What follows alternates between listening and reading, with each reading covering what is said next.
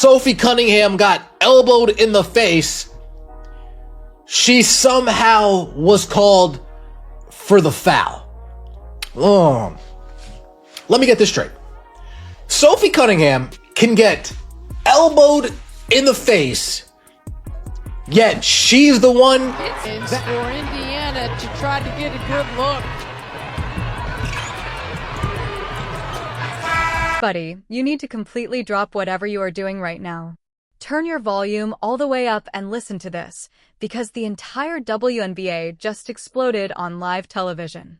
We have just witnessed what may be one of the most disgraceful, downright rigged officiating moments in the history of professional basketball, and the fallout is absolutely catastrophic. What unfolded on the court tonight was not simply a bad call.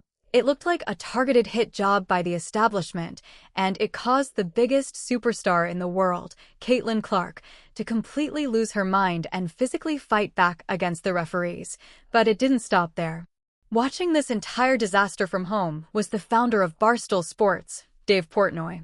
And, buddy, when Portnoy saw what the officials did to Caitlin Clark's teammate, he went absolutely nuclear, dropping a massive truth bomb that exposed what he believes is the WNBA's darkest secret to millions of people. For weeks, we have seen the agenda against the Indiana Fever. We have witnessed the hard fouls, the cheap shots, and the constant disrespect. But tonight, the officials crossed a line that can never be uncrossed. They attempted to execute a completely unjustified ejection against the heart and soul of the Fever's defense, Sophie Cunningham. Buddy, you need to completely drop whatever you are doing right now.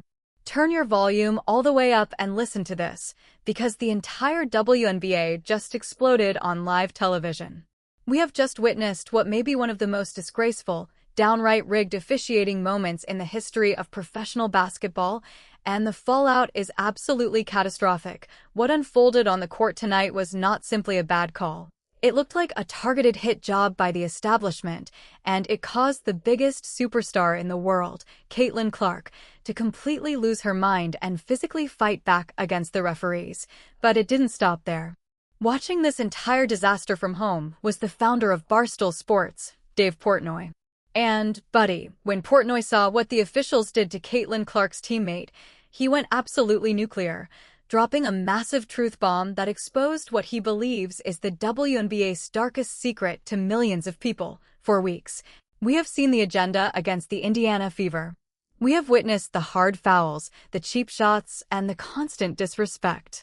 But tonight, the officials crossed a line that can never be uncrossed. They attempted to execute a completely unjustified ejection against the heart and soul of the Fever's defense, Sophie Cunningham. Take a look and see what Dave Portnoy had to say, shall we? Like the video, let me know your thoughts in the comments section below, and subscribe to the channel. That would mean so much to me. Sophie just got 17 of her teeth knocked out, and they called her for the foul. He says, sick league. Let's take a look. How about a WNBA refs? This is just a defensive foul. Thank you for the review. Just a defensive foul. No hostile act, just a foul on Sophie Cunningham. They call that a foul on Sophie Cunningham. She's got 14 of her teeth on the ground. That's a defensive foul. And they reviewed it for a hostile act. Yeah, Sophie's saying, hey, I just got my jaw broke. Is this a political stance? You just took 14 of my teeth, yeah, quiet, Sophie, no big deal. A defensive foul. From the opening minutes, Sophie was getting absolutely battered. We are talking about illegal screens, elbows driven into the ribs whenever the referees supposedly weren't looking, and nonstop, aggressive trash talk. But Sophie didn't complain. She stood her ground in the paint and completely refused to let anyone bully her rookie superstar point guard. But you could see it in the officials' eyes, buddy. You could feel the extreme bias dripping from nearly every single whistle.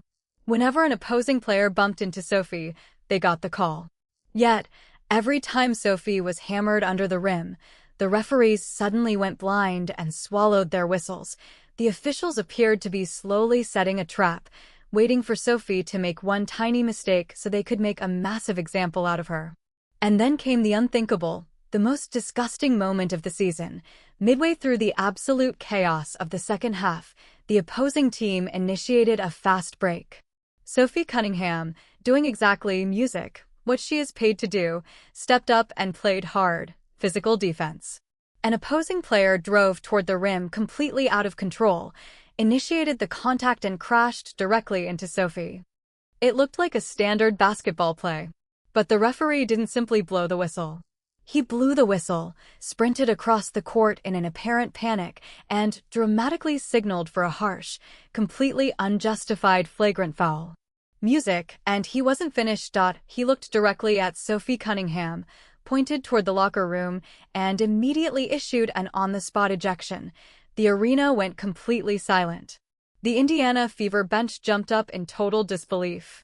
Sophie Cunningham looked devastated, lowering her head as if she knew she had been targeted by a rigged system. But Caitlin Clark saw everything, and, buddy, Clark absolutely snapped. As Sophie took her first steps toward the tunnel, Caitlin Clark sprinted across the hardwood. She literally grabbed Sophie by the jersey and physically stopped her from leaving the court. She looked Sophie directly in the eyes and said, "You are not going anywhere." One that I passed on, which I thought was going to happen, just went live. Sophie Cunningham, Wes Wilson. She asked you to do it with her? We spent a lot of time. They did a test podcast, these two, in our New York office. Then we had another host, and it wasn't so much her.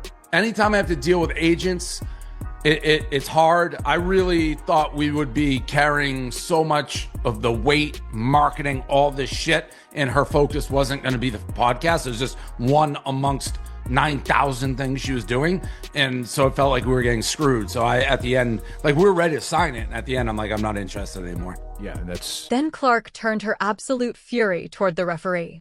She marched straight toward the official, completely fearless, and got right in his face. She was fighting for her teammate with everything she had, allegedly shouting, "Are you kidding me? That is a basketball play. You are not ejecting her.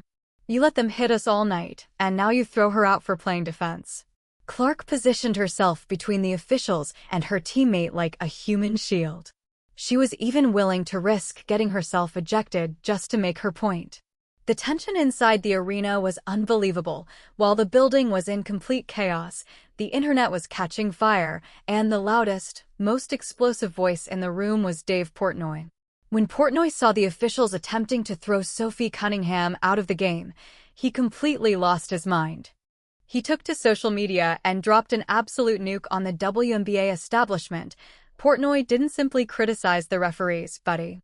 He went much further. He accused the entire system of being broken and connected what he described as the terrifying dots that the mainstream media is supposedly afraid to discuss. Portnoy launched into an epic rant, essentially telling his millions of followers, "This is absolute corruption." They realized they couldn't physically break Caitlin Clark, so now they are trying to eliminate her bodyguard. He pointed directly at what he believed the WNBA was doing. Portnoy alleged that referees were intentionally manufacturing reasons to remove Sophie from games, leaving Caitlin Clark completely unprotected on the floor, according to his claim. It was a coordinated and deliberate attempt to weaken the Fever from the inside out. Dave Portnoy called out the commissioner, called out the referees, and demanded an immediate investigation into what he described as absolute malpractice.